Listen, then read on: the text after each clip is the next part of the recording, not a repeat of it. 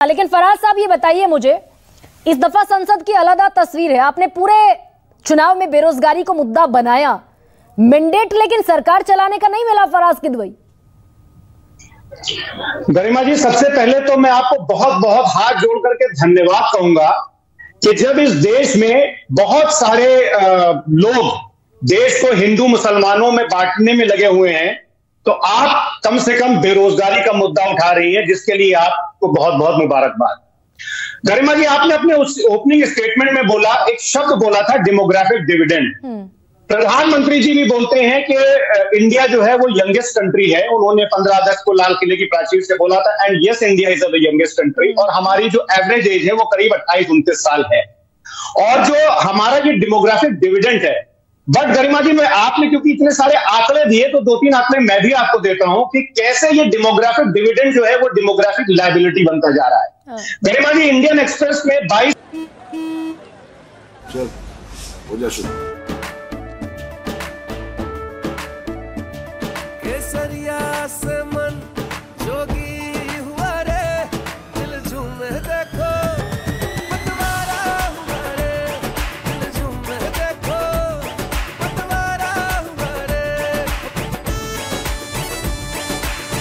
हर पल मनाओ केसरी त्योहार। विमल, बोलो जुबान केसरी। अगस्त 2023 को एक रिपोर्ट छपी थी, उसके हिसाब से 2016-17 में 15 साल से 30 साल की उम्र के जो लोग थे वो 25% थे। और उसका जो टाइटल था वो ये था कि जो एजिंग है, जो मतलब इंडिया इज एजिंग रैपिडली। और आज की तारीख में 15 से 30 साल के जो लोग हैं वो 25% से कम होकर के 17% हो गए हैं।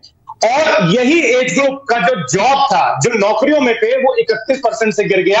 यानी कि करीब करीब और इन एब्सोल्यूट टर्म्स 2.5 करोड़ से ये नंबर बढ़ गया, लेकिन जो जॉब्स हैं वो करीब 3.5 करोड़ से गिर गई। ये आप चेक करवा लीजिएगा, मैंने आपको नहीं, आपने आंकड़ा रखा, दुरुस्त रखा होगा फराज साहब। लेकिन मैंने कुछ और सवाल पूछा। मुझे ये बताइए भाई, आपने इंडिया ब्लॉक के तहत चुनाव लड़ा, Samajwadi party second largest party भी बनी, 37 सांसद भी जीत कर आ गए, लेकिन मैंडेट सरकार चलाने का नहीं मिला। इस मुद्दे पर जब आपने बेरोजगारी के मुद्दे को अपने सबसे बड़े मुद्दों में शुमार किया, क्यों नहीं हुआ ये फराज साहब? गरिमा जी, नवंबर की वो तारीख मुझे याद है, मैं इसका जवाब दे रहा हूं आपको। नवंबर की मुझे वो तारीख याद है जब इस देश के शहंशाह टीवी पर आए और उन्होंने कहा कि कल से 500 और 1000 के नोट बंद हो जाएंगे, और नोटबंदी का फैसला ले लिया गया।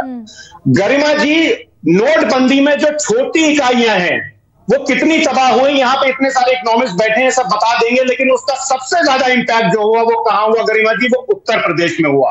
और उत्तर प्रदेश में जनता ने जो जनादेश दिया है वो सबके सामने है।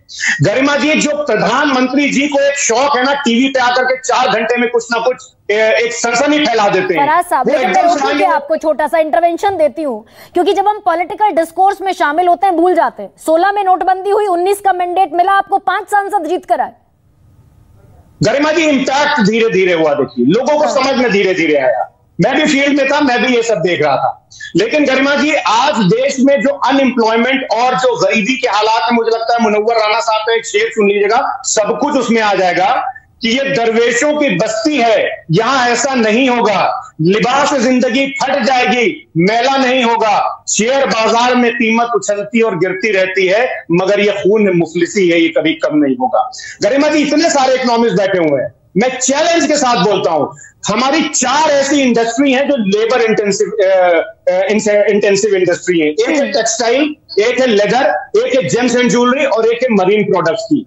इन चारों इंडस्ट्री में अगर पिछले 7 साल में आप देखिएगा तो हमारा एक्सपोर्ट जो है वो 12% से कम हुआ है। गरिमा जी, ये किसकी वजह से कम हुआ है? ये गरिमा जी की वजह से कम हुआ है या मेरी वजह से कम हुआ है? No, prime minister Narendra Modi and his government and Mrs Nirmala Sitharaman. आपको पता है कि मोदी सरकार ने बैंकिंग सेक्टर में पिछले 7 साल में कितना इंप्लॉयमेंट गिरा है? 4.5 लाख से। पीएसयू में पिछले 9 साल में 3.5 लाख से इंप्लॉयमेंट गिरा है।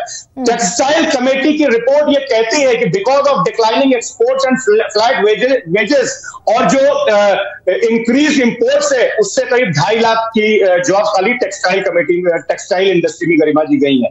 अब दूसरी बात मैं आपसे बोलता हूं गरिमा जी, कि अभी बात हो रही थी 2047 की, रघुराम राजन जी की बात हुई।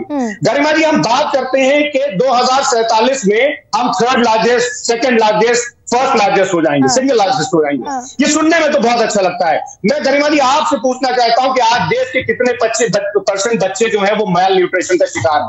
अब आप बोलिएगा कि मैं मैल न्यूट्रिशन हम मैल न्यूट्रिशन पर बात नहीं जाएंगे, आज जरा बेरोजगारी पर बात कर लेते हैं। विजय जी, गरिमा जी 20 सेकंड, लौटूंगी विजय साहब।